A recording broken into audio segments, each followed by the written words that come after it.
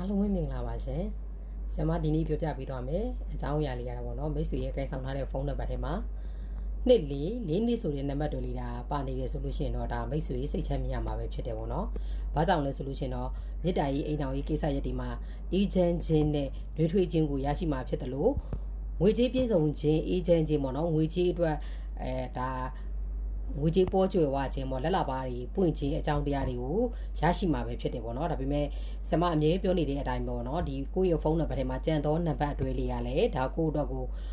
ကောင်းသောနံပါတ်တွေဖြစ်နေမှသာလျင်အကျိုးပြုမှာဖြစ်တယ်လို့ကိုယ့်ရဲ့တနင်္လာရင်ကနေ့နယ်ရဲ့ကိုခုနှစ်တက်ကပါအကြောင်းအရာတွေနဲ့ပေါ့နော်ဒါကိုယ့်အတွက်ကိုအကျိုးပြုကဏ္ဍဖြစ်မှသာလျင်ကိုယ့်ကိုအကျိုးပြုမှာဖြစ်တယ်ပေါ့နော်အဲ့တော့နောက်လေးစိတ်ဝင်စားကြတဲ့နံပါတ်တွေလေးတွေကိုဆရာမကပြောပြပေးနေအောင်မှဖြစ်တဲ့အတွက်ဆရာမရဲ့ page လေးကို like and follow လေးပြုလုပ်ခဲ့ပြီးဖို့အတွက်မမေ့ပါနဲ့နော်